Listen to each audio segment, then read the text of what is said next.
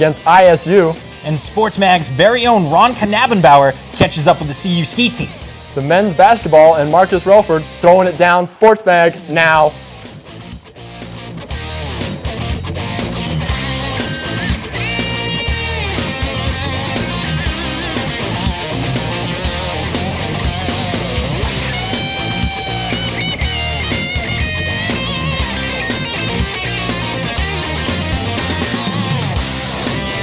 Against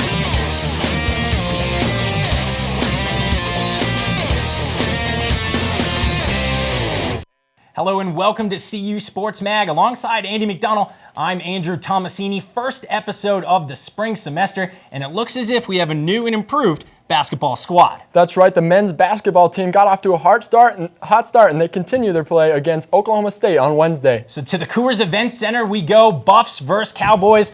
Off the opening tip, Ray Penn Jr. wastes no time asserting himself into the ballgame. Dribble drive to the right side, finding Keaton Page at the back door for an early 2-0 lead. Here it is, folks, the pride of North Dakota. He likes hunting, fishing, and turnaround jumpers. Austin Default connects for the deuce. Buffs still trailing midway through the first half. So what's the remedy? I think Alec Burks has an answer for this one as he moves across front court and drives, tries to hit the leaner, collects his rebound, but swatted out of bounds by Matt Pilgrim. So what now from Mr. Burks? Next possession, prime example why he'll be playing at the next level. No look to Ralford with ease. He had 14 on the day for the Buffs, but they're struggling. JP Oluwakemi, just a beast, and one. He'd hit the free throw. Cowboys up 5, 35-30. Tad Boyle not happy. Buffs went into the break, down 4, 38-34, but Burks, like he always does, come back and the scoop and the score in the lane. Marshall Moses channeling his inner Kareem Abdul-Jabbar with a big skyhook. Austin Default to Corey Higgins for the three in the corner. He gets a bounce and the roll. That's a members bounce. He goes here. Burks caught in the air but throws to Andre Roberson, who has that new do, contact and the bucket and one. 11,000+ on hand in the Coors Event Center and starting to frustrate the Cowboys. Page getting the trap, have to call a timeout, and the crowd likes it. OSU throws up a wild shot, scuffle for the ball. Austin Default catches it and throws it off the defender. Hustle play for Default. Levi Knutson can pass, but he can shoot, but he can also pass to Relford for the nail in the coffin. 75-71 Buffs to start 3-0 in the Big 12, first time ever. Let's look at those stats. We have CU 75, OSU 71. Burks and Higgins, again, the 1-2 punch, 20 and 23 respectively. Keaton Page had 19 and Oluwakemi added a big day as well. And you just saw the men. Let's see what the women do as they took on the 17-ranked Iowa State Cyclones, and that's Brittany Wilson there, shot fake and nails the baseline jumper. Check the replay here as Wilson, huge night for the Buffs, makes it look easy. And Cyclone point guard Kelsey Bolt, you have been abused by Brittany Spears. Oops, she did it again. Look at this replay. Spears up and in. And just under 13 to play in the first half. Wilson misses, but Rachel Hargis with the putback off the glass. Hargis, 7 minutes, 2 points. You just saw it. Buffs looking good. Starting the second half now for the Buffs. Spears gets a hand on the ball and Brittany Wilson comes away with it to score the layup for 2 of her 19. That's a lead for the Buffs, 33-25. Number 11 for the Cyclones, Kelsey Bolt had 26, none bigger than this, to send it into overtime from the land beyond the arc.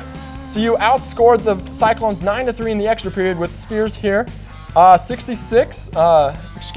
Mansfield, shot goes begging, 66-60 CU. The first time ever the Buffs had beaten a ranked team under Linda Lappy, who's also from Iowa. Let's take a look at those stats. Like we said, Brittany Wilson had a big day. Brittany Spears also added some points, and like I said, Kelsey Bolt added 26. And now back to Brittany Wilson. She had the most difficult task of any Buff on Saturday, replacing standout guard Chucky Jeffrey. Now the freshman stepped up in a big way, accounting for 19 points while staying on the floor for all 45 minutes. And for her stellar performance against the Cyclones, Brittany Wilson is CU Sports Mag's Athlete of the Week. Yeah, there was a lot of extra pressure, but I was just ready to step up and just play the game that Coach Lappy needed me to play. I think I was a lot more focused, and I tried to get the crowd involved a lot more in that game too. So just a lot of positive energy. No, we won, so it's like I didn't feel tired. I felt like I could come out here and play another 45 minutes. I mean, we had so much positive energy, so I wasn't really tired after that either. We know that we can beat these teams, but we just have to come out here and play and show this crowd and everybody else that we can beat these types of teams. Between us and the men's, this is the year for Colorado basketball, so we just have to step up. And I mean, it's not like just because the boys win, we feel we have to win. I mean, we just have to win every single game we come out here to play. I am Brittany Wilson, CU Sports Mag Athlete of the Week. Stay tuned. After the break, we'll test your Buffs knowledge with this week's trivia question. And I sat down with men's basketball coach Tad Boyle to talk about his team's midseason performance.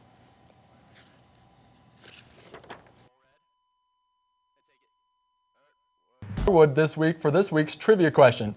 The men's basketball team hosts the number 3 Kansas Jayhawks in Boulder on Tuesday. When was the last time the CU men's basketball team beat Kansas? We will have the answer after the break. The CU men's basketball team experienced its first Big 12 loss Tuesday on the road against the Nebraska Cornhuskers 79-67. The Buffs kept up their conference rivals until the second half when the Huskers slowly widened their lead and held off Colorado with an aggressive defense. Sophomore Alec Burks led the Buffs in scoring with 22 points, and senior Levi Knutson was close behind with 17, 15 of which were behind the arc. CU's record now stands at 14-5 overall and 3-1 in the Big 12. The Buffs travel to Oklahoma on Saturday, hoping to regain their momentum against yet another conference opponent. Tad Boyle was named the National Coach of the Week after starting 3-0 for the first time in the Big 12. I caught up with Coach Boyle this week to get his thoughts on the hot start and the upcoming conference games. Did you even think you were going to do this well in this conference so far? You know, I didn't have any expectations as a coach coming in. The old cliche, you take one game at a time. My whole thing is I just want to keep getting better, as the season progresses. What I like is the fact that we're a much better team in January than we were in December. We were better in December than we were in November, and so improvement needs to continue to take place throughout the year. We're going to need to be better in February than we are right now. Just touched on a little notoriety thing. You've publicly said that you preach on it almost every day. Some coaches would stray away from that. Why don't you follow that philosophy? Yeah, people ask me about top 25 and all that stuff and all, National Coach of the Week. None of that stuff matters. What matters is our team every day coming to practice, going to the weight room, going to class, making ourselves better in every aspect of our lives. And how do you maintain that intensity throughout this tough conference? It's a long, grinding season, and sometimes less is more when it comes to this time of the year. That doesn't mean we're not working hard when we're on the floor. We had a great practice today, but I think it's about staying focused and sharp. A lot of people talking about the players and maybe not so much the system, but Northern Colorado's 5-0 in conference. That's no coincidence, is it? I don't think so. I'm really proud of those young men. I watch every box score. And every time they play, I'm glued to the ticker. You turned Colorado into a basketball school. Is John Embry giving you any? I've never bought into the idea of a basketball school, football school. My thing is this: both programs can be successful. I think both programs will be successful on a national level. Have you shed any wisdom on John? Oh gosh, no. I don't know a thing about football. I'm a fan, so I don't know. I just, he's going to do his thing. We're going to do our thing. Do you think you win that Oklahoma State game without the crowd? No, absolutely not. And I think it starts with our students. If I had one message to our students, it's you can be a participant in our games. You're not a spectator in our games. And I think our students have been great all year. How do you see you guys going forward, just matching everybody in this conference that's so deep?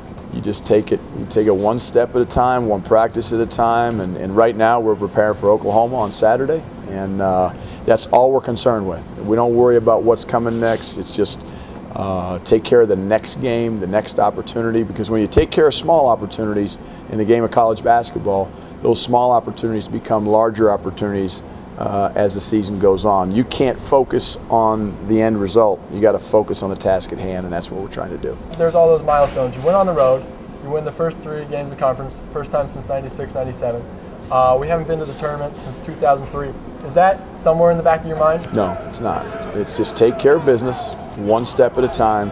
The end result will take care of itself if we take care of the things. National Coach of the Week, Tad Boyle, Andy McDonald. Let's send it back to the desk.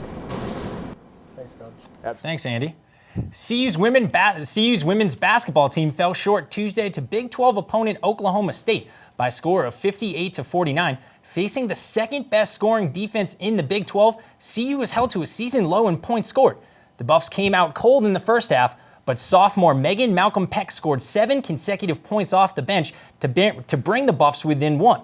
Colorado couldn't keep their momentum up and even were down at the half. And after the half, Colorado was unable to rally from behind, eventually falling to the Cowboys. Colorado returns home to host Missouri on Saturday at the Event Center. When we returned from the break, Simone von Rivenberg went on campus to give the students a refresher course after a long break. And Ron Knabenbauer will hit the slopes with the Ski UC team. Has kicked off their season, and this year redemption is on their minds as they look for their first national championship in 5 years. CU Sports Mag's Ron Knabenbauer has more. Home to 17 national championships, the University of Colorado ski team is the most successful athletic program on campus. However, the Buffs haven't won a national title since 2006. But this season, they hope the end result will be different than in past years. No, there's absolutely no doubt in any one of our minds that this is our year, and DU even I think knows it too, because we're beating them right now, and we're going to keep doing that. This year, the squad is dedicating its season to teammate Spencer Nelson. Spencer died in a hiking accident last spring, and the Buffs would like nothing more than to finish the year on top for their fallen friend. Spencer loved this team so much, and he would be so happy if we won it. So we've dedicated the season to him, and we're doing everything we can to win him the national championship. The whole season's dedicated to Spencer, but with that comes that our goal is just to win a national championship. So every night that each one of us goes to bed, that's what we know we're putting towards, is winning one for Spencer. For the last 3 seasons, the CU ski team has finished as the runner-up at nationals. And in each of those 3 years, they have finished second to one squad, the University of Denver Pioneers. Andy Leroy, the head coach over there, has done a really good job of putting together good teams, and they pull through at the end of the year, which is when it counts. So hopefully we can do that this year. What was more impressive about Denver's title win in 2010 is that they did it without winning a single competition in the regular season. They had a great NCAAs, and you take your hats off to them, but there's no doubt that this year we're bringing our best every single weekend, and we'll continue to do so. National championships for us, on the men's side, we just didn't take care of business like we knew how, and that's been our goal in the entire offseason, was to prepare so that we can go into the NCAAs and just put the hammer down and know we're going to win. The rivalry between the Buffs and the Pioneers goes beyond the slopes, as many of these athletes are friends and have skied together since they were kids. We've grown up skiing against some of those kids in the U.S., and then, the Norwegians have all skied together too, so it's tough for us to see that and see them win 3 championships, but it just fuels us even more, and it's put a bigger emphasis on us winning one, not only for Spencer, but also for these last 3 years that we've come in second to them. Last year, Colorado couldn't bring home the national championship after hosting the event. This year, they hope that they can get back to the top of the podium when they head to nationals in Stowe, Vermont in the middle of March. Ron Knabenbauer, CU Sports Mag. Thanks, Ron. The CU ski team is already off to a hot start, with the Buffs winning the Montana State Invitational on January 15th and 16th. One CU skier is already qualified for nationals, with Erica Gent finishing first in the giant slalom at the conference qualifier 2 weeks ago. The CU football team may be in the offseason, but new coach John Embry isn't taking any time off. Embry has recently signed 4 3-star recruits for the Buffs: linebacker KT Tamalo, cornerback Sherrard Harrington, linebacker Woodson Greer, and quarterback Stevie Dorman. Dorman is the nephew of former Buffs quarterback Coy Detmer and former Heisman-winning quarterback Ty Detmer. The Buffs now have a total of 9 commitments for next season. SportsMag's own Simone von Rivenberg went on campus to see what students knew about their Buffs basketball and football teams after a long winter break.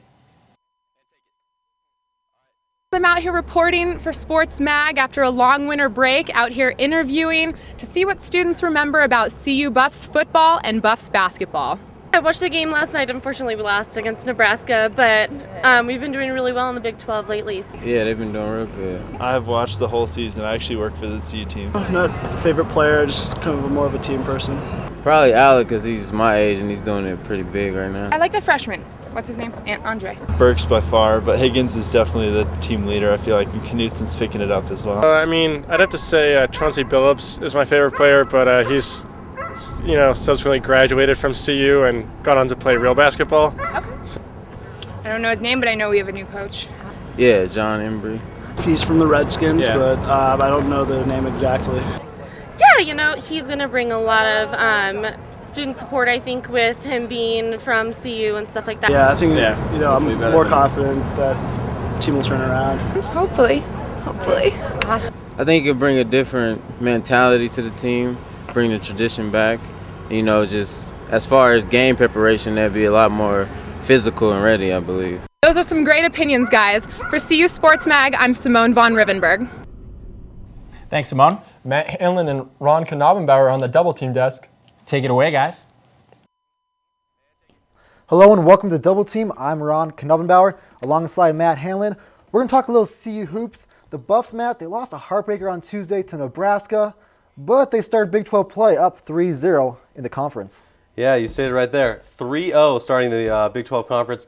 They haven't done that in a while, and it is just really impressive for these guys. Started off at home in Boulder against the number 8 team at the time in Missouri, and just beat them at their own game. Beat them up and down the court. Just kept pushing the ball. Got it through the tough defense that you usually do. They used the full court with Missouri, and they just played all around solid ball. They out rebounded them, just pressed, and then they went on the road and played in Kansas State. Not an easy team. Not an easy team. They were ranked. They still are ranked, and it's a tough place to play in Manhattan, down there in Octagon of Doom against Frank Martin, and they just played all-around basketball, kept spreading the offense, and they had key plays and performances from guys that you haven't seen contribute this far this year, like Levi Knutson and some of these younger guys that are really starting to contribute to the basketball team. And then they came home and played Oklahoma State, and there's just a big win for these guys coming back with the momentum and getting the fans on their side. Big win for the Buffs, especially since they were down by 4 at halftime. But just like last month against CSU, they come back and they heat up at the end. They make their three free throws. Alec Burks and Corey Higgins both over 90%, and they come out with the 75-71 win over the Cowboys. Yeah, they just played, that if you want to take your team to the next level, that's how you need to play. You need to just win scrappy games when, you need them the most. You come home and the crowd's on your side and you just play not very good, you're slow start, and you just have to fight your way back into it and prove that you are the team that the Big 12 should watch out for. And they got to the line when they needed to, they made their free throws, and they got hot at the right time and played some good solid defense, which was key. But, again, they were getting beat early, and you're not going to have success in this league if you come out slow and aren't able to stop the low post play from some of these guys like Marshall Moses and Pilgrim for the Oklahoma State Cowboys, who had their way with some of these guys in the post game that they just couldn't stop. I don't know, but luckily they were able to out rebound Oklahoma State, which is a good sign. And anytime they can out rebound somebody, they're usually going to see a victory. And that's what we didn't see on Tuesday. But real quick, back to that Oklahoma State game. Again, they started off slow, only shooting 26% in the first half. They come back 52%. Now, let's go look forward into Nebraska. Rivals, somehow Nebraska's good this year as well. And Buffs come out the same way. They're slow shooting, and Nebraska jumps out to an early lead. Yeah, no, it was very hard to watch at the start. Nebraska gets out to an early lead, like you said, and they just put the metal to the, gas to the pedal, and they just kept pushing. And I thought, 30-31 going into half was decent considering you're on the road against a rival team in Nebraska. And I thought that they'd come out the second half, and they would play, they looked like they were starting to get the hang of things, getting their rhythm down. But they just came out flat, and you didn't see that same Colorado offense that you've seen in the previous 3 games here in the Big 12.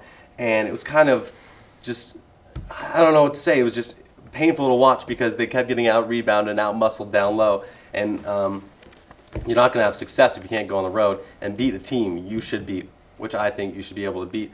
Nebraska, our rivals, but that's a personal opinion of mine. But it's hopefully they can rebound and have some success down there in Norman this Saturday. And one thing that you kind of touched on there was, I guess we were kept on the perimeter a lot. We couldn't get inside. We couldn't really penetrate inside, get the layups, and Nebraska killed us both offensively and defensively when we try to get those rebounds. Yeah, and hopefully they can change that and out rebound Oklahoma this week. They're going to have a tough time against Oklahoma. They're a good team, not to overlook. I don't know. What do you have to think about this week, this Saturday? Oklahoma, they're 9-9 overall, 1-3 in the conference, but it's not going to be easy for them. Andrew Fitzgerald and Cade Davis, both around 14 points per game and about 5 boards. You got to stop them because they're good. It's Oklahoma. They've done well in the past. Yeah, no. Usually they're top tier team, but this year they're kind of struggling, and hopefully we can get the win and out rebound them and get some quality time minutes from some of these guys that are up and coming this year, like Andre Roberson and Levi Knutson. So hopefully we see a victory from the Buffaloes this Saturday. For Double Team, I'm Matt Hanlon alongside Ron Knabenbauer. Let's send it back to the desk. Thanks a lot, guys. A second former Buffs football player has been charged in connection with the sexual assault of a female CU student. Michael O'Connor was arrested Wednesday and charged with felony accessory to sexual assault. Michael Sapilli was charged with felony sexual assault as a part of the same investigation on January 11th. CU spokesperson Bronson Hilliard would not discuss disciplinary actions involving students, but did say that Sapilli and O'Connor are no longer with the team. Have you come up with the answer to that trivia question yet? I think I have an idea. I think the break will come back and reveal that very answer. Anticipation is building as we get to the answer for this week's trivia question. To refresh your memory, when was the last time the CU men's basketball team beat Kansas? And the answer is at home on January 22nd, 2003. Almost 8 years to the day when CU plays Kansas on Tuesday.